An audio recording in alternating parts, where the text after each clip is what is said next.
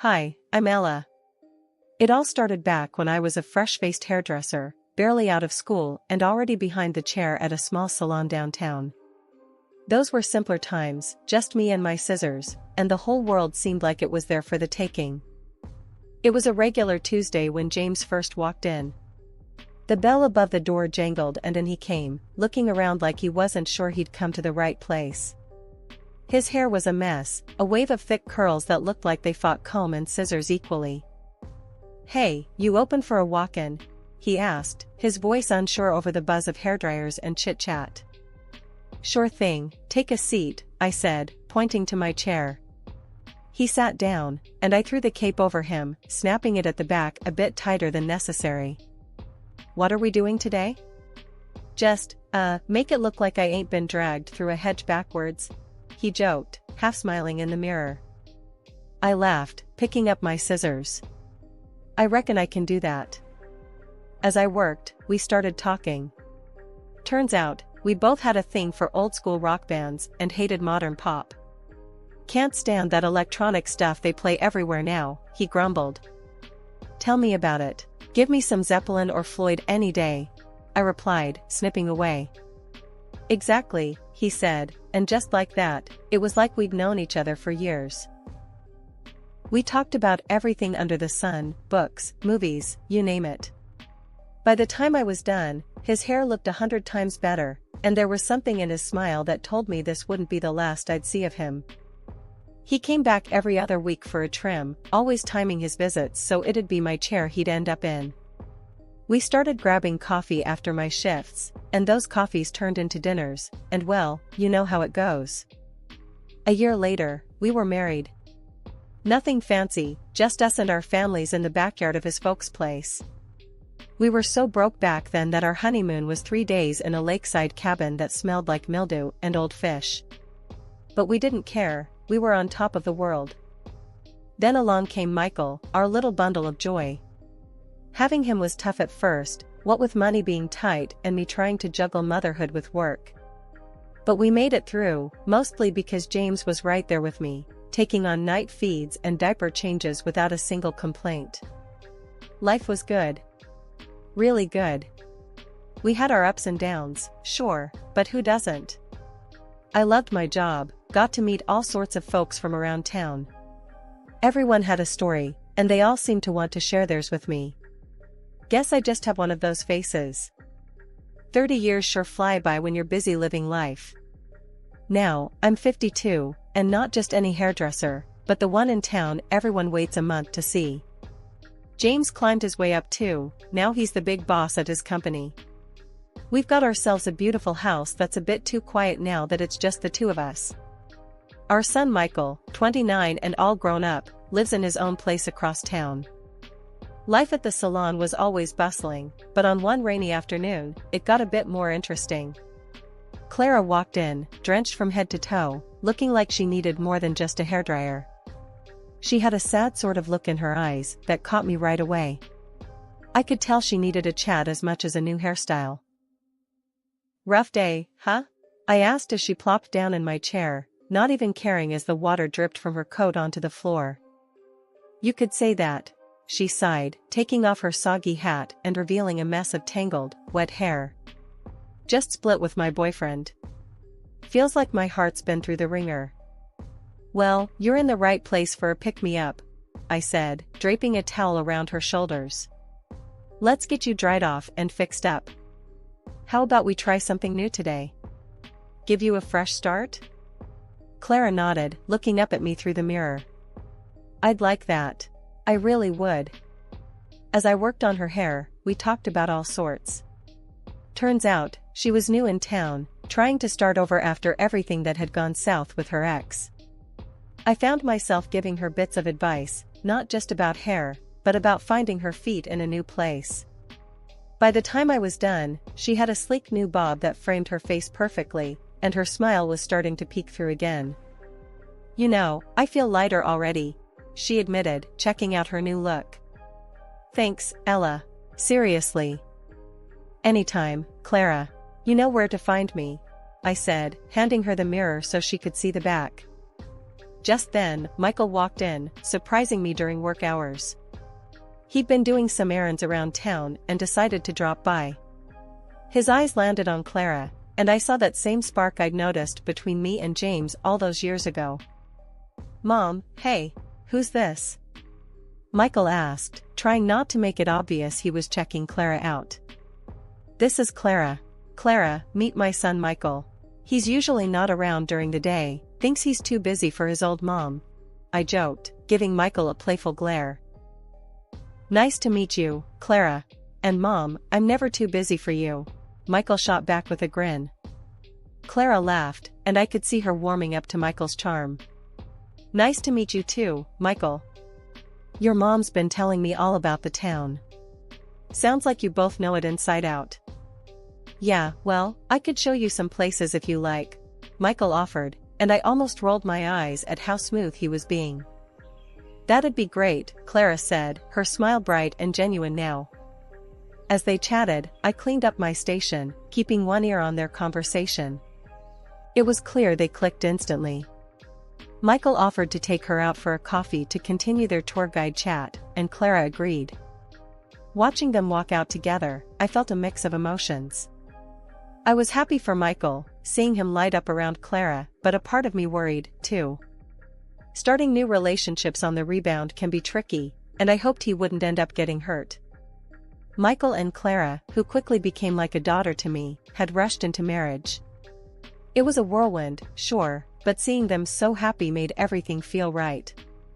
We often had them over at our place, where laughter filled the rooms more than the light. I loved those dinners. Clara would always joke about her taste in men, teasing Michael by saying she liked them slender and athletic. Michael would play along, sucking in his gut and flexing like a bodybuilder, which had us all cracking up every time. It was all in good fun. And after we ate, Clara would help clean up without missing a beat, saying she couldn't just sit and watch me do all the work. It warmed my heart to have such a caring daughter-in-law. James and we were doing all right ourselves. He had become a big shot at his company, always busy, always on the move. But things started to change, subtly at first. He began working late more often, and his business trips multiplied.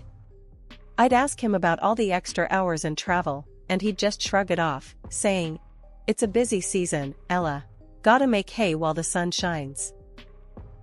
I couldn't argue with that, but it was his newfound love for the gym that really threw me for a loop. One morning, I found him digging out workout clothes from the back of our closet. "What's all this about?" I asked, watching him as he packed a gym bag. "Got to keep up with the young guys at work," he chuckled, zipping the bag shut. "Can't let them think I'm getting old." "That so?" I teased, leaning against the doorframe. "Well, look at you, Mr. Fitness." He flashed me a grin. "Who knows, maybe I'll get abs like Michael." I laughed, because the thought of James, who usually avoided physical exertion like it was the plague, suddenly turning into a gym buff, was too bizarre. But, I have to admit, part of me was glad. Glad he was taking care of himself. It seemed like a good thing. Life seemed almost perfect. Our home was filled with love and laughter, our careers were thriving, and with Michael and Clara so happy, grandkids didn't seem like a far-off dream anymore. But every so often, when James would leave for another sudden business trip or come home late from the gym, a small voice in the back of my head whispered doubts. I pushed them away, telling myself it was all normal, just part of life's routine adjustments. Yet, I couldn't shake the feeling entirely. Watching him pack for another trip, I'd find myself asking, "Everything okay at work?" "Same as ever, just the grind," James would answer, and though his words were reassuring, his eyes didn't quite meet mine like they used to. I started watching the clock, noting when he left and when he got back. The intervals were stretching longer, the explanations shorter. "Just ran into some traffic," or "had to help a colleague out," became common refrains. One night, lying in bed waiting for him to come home, I realized that no matter how perfect things seemed, there was a crack somewhere. I just hoped it was my imagination running wild, a silly phase that would pass. Because the alternative, the possibility that something serious was amiss, was something I wasn't ready to face. Not yet. It was a regular Thursday at the salon when Marie, a client I've known for years, came in bubbling with excitement about her recent vacation. As she settled into the chair, she started showing me videos they'd taken. "We caught so much of the trip, Ella, look at this one," she beamed, scrolling through her phone. As she held up the screen, a video of a bustling restaurant played. I watched, half listening as Marie narrated their dining experience, but my attention snapped fully when the camera unintentionally captured a couple at the next table in a deep kiss. My heart sank, my breath caught in my throat. It was James and Clara, Michael's wife, tangled up in each other, completely lost in the moment. "Can you send that to me?" I managed to choke out, my voice barely above a whisper. Marie, puzzled by my sudden interest, nodded slowly and forwarded the video to me. "Sure, but are you all right, Ella? You look pale." I forced a smile, shaking my head slightly. "Yeah, just thought I saw someone I knew. Thanks." The rest of the day passed in a blur. My hands moved mechanically, cutting and styling, but my mind was stuck on that video. The image of James and Clara together haunted every moment. I didn't dare call James. Instead, I waited until I was home, my nerves stretched tight, and called Michael. "Michael, I need you to come over. It's important," I said as soon as he picked up, trying to keep my voice steady. When he arrived, his face was etched with concern. "Mom, what's going on? Are you okay?" I didn't meet his eyes as I handed him my phone with the video queued up. "Just watch," I said, my voice breaking. The color drained from Michael's face as he watched. The shock, the realization, hit him all at once. "Dad? And Clara?" His voice was a mix of disbelief and pain. He looked from the phone to me, searching for an answer. Before I could reply, the front door swung open and in walked James, Clara beside him, both laughing about something trivial. The sight of them so carefree twisted the knife deeper into my chest. James, still smiling, started, "Guess who I ran into today and gave a ride?" His words hung in the air as he finally noticed the atmosphere. Michael threw the phone on the table, the video still playing, the sound of their laughter grotesquely out of place now.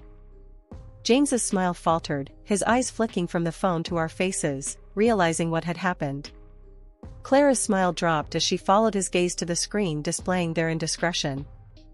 The second that video ended, the air in the room turned icy. James turned pale as if he'd seen a ghost, while Clara, with a cruel smirk, didn't even try to hide her glee. "I love him," she declared, pointing unabashedly at James. "And honestly, Ella, you're old. He doesn't want you anymore." Her words stung like a slap. I felt a deep, hollow ache in my chest. I couldn't believe I had welcomed such a snake into our home, into our family. How had I been so blind? Michael's reaction was instant. His face flushed with anger as he stood up, towering over his father. "I'm done with you, Dad. And you." He turned his fury towards Clara. "Get out of my house."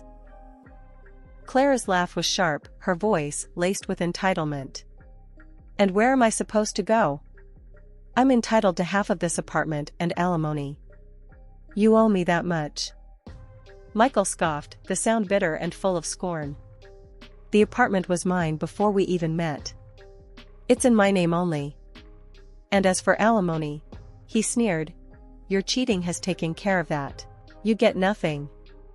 While Clara fumbled for a response, James stepped in, his voice cold and calculated. "We need to talk about our assets, Ella. We've got 30 years of marriage here. I want half of everything."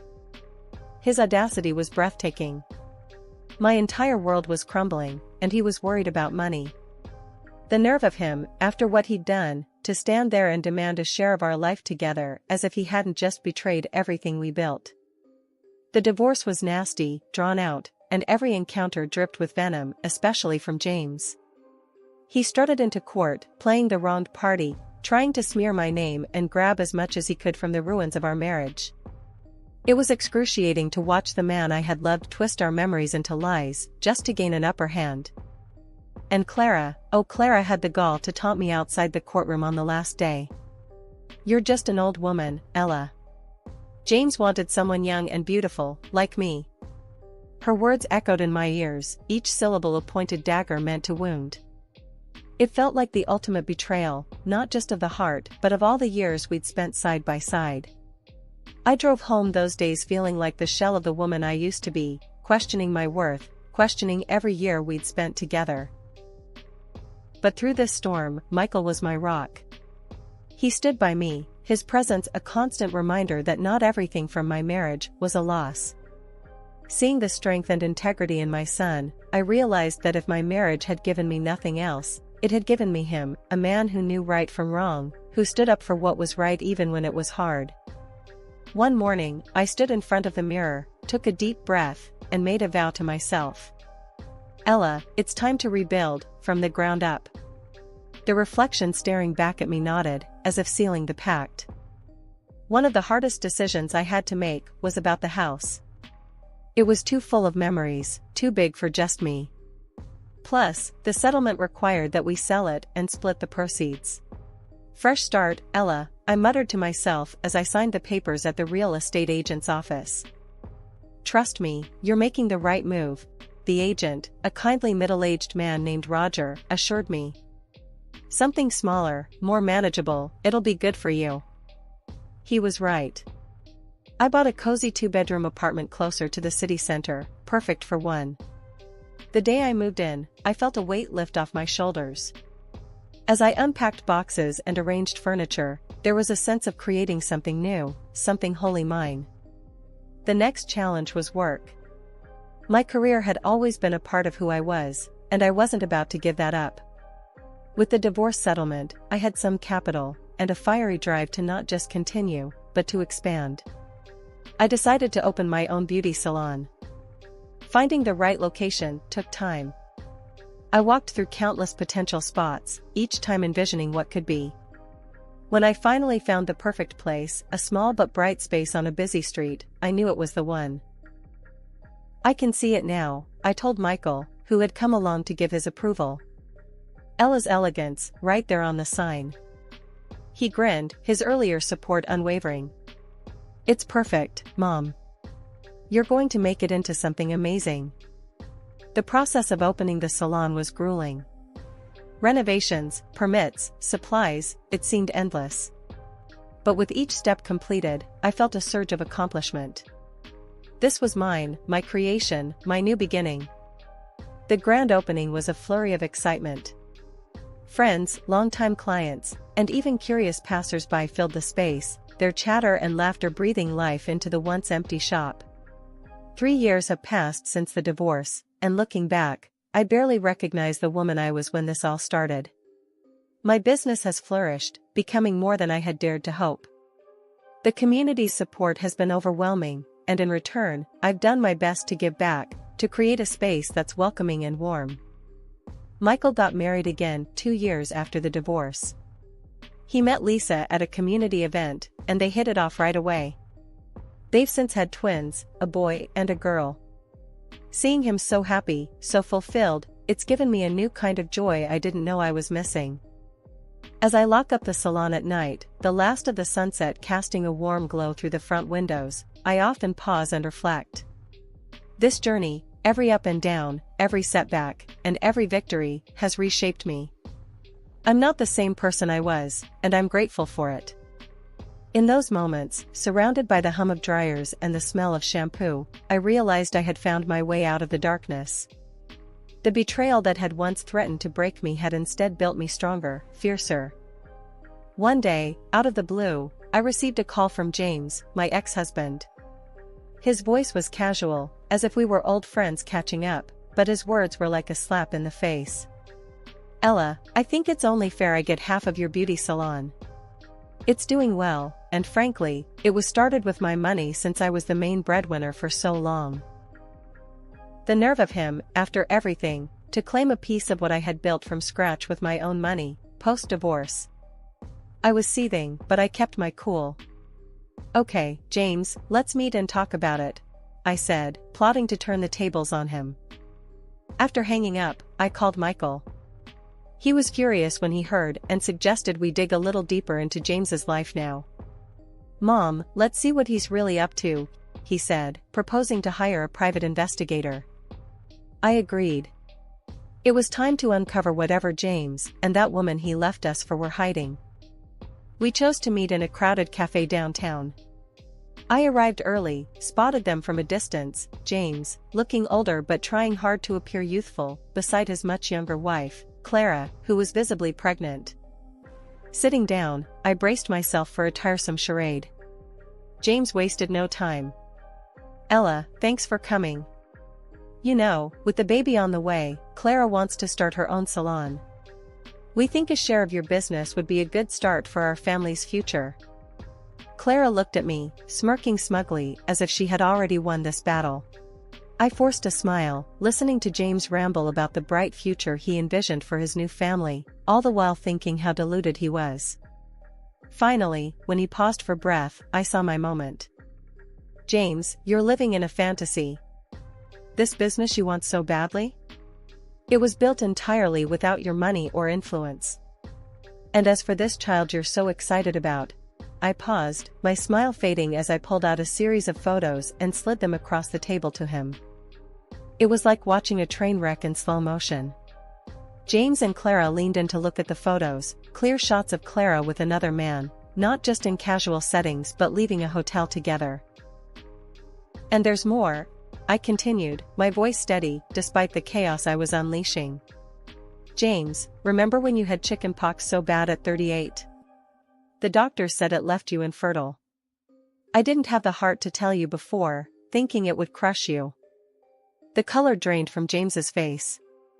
Clara's eyes widened in horror as she turned to him, her hands trembling. You're lying, Clara shrieked, her voice breaking. James just sat there, stunned, as reality crashed down around him. He turned to Clara, anger contorting his features. Is this true? Are you cheating on me? The cafe around us had gone silent, all eyes glued to our table. Clara started sobbing, her previous arrogance washed away by public humiliation. James, I can explain, she stammered, but James was already on his feet. I don't want to hear it. We're done. He was shouting now, causing a scene as his world fell apart. Get out of my life. I stood up, smoothing down my skirt. I think this meeting is over, I announced, my voice loud enough for the surrounding tables to hear. I want nothing more to do with either of you. As I walked away, the last thing I saw was Clara weeping and James yelling, the staff rushing over to intervene. I stepped out into the sunlight, feeling a weight lift off my shoulders. A few days later, I was at the salon, tidying up after a busy day. The bell above the door jingled, and I looked up to see Michael walking in, his face bright with a smile. Hey, Mom, how's the champion of independence doing today? He teased, walking over to give me a hug. I laughed, handing him a broom to help me clean up. Oh, stop it. But I won't lie, it feels good. Really good. That's what I like to hear, Michael replied, starting to sweep. So, what's next for you? I paused, leaning on my broom. Well, I've been thinking about that a lot. I want to do more than just run the salon. I want to give back somehow. Michael nodded, looking thoughtful. You've got a lot to offer, Mom. Maybe some kind of mentorship program? You know, for young women starting out? That's exactly what I was thinking, I said, excitement bubbling up inside me. I want to help them build their own futures, make sure they have the support they need. The following weeks flew by as I put our ideas into action. I reached out to local community centers and schools, setting up workshops and talks. The response was overwhelming. So many young women came, eager to learn and grow. One evening, after a particularly successful workshop, I sat in my salon, reflecting on everything that had happened. The phone rang, and I answered it, still in a reflective mood. Ella's Elegance, this is Ella. Mom, it's me, came Michael's cheerful voice. Just wanted to check in. How was the workshop today? It was fantastic, Michael. These girls, they're so bright and full of potential. It makes me feel like I'm really doing something worthwhile. I replied, a smile spreading across my face. That's awesome, Mom. I knew you'd be great at this. We chatted a bit more, and after hanging up, I felt a profound sense of peace. I had come so far from the woman who thought her life was over after a divorce. Now, here I was, making a real impact, feeling more fulfilled than I ever had.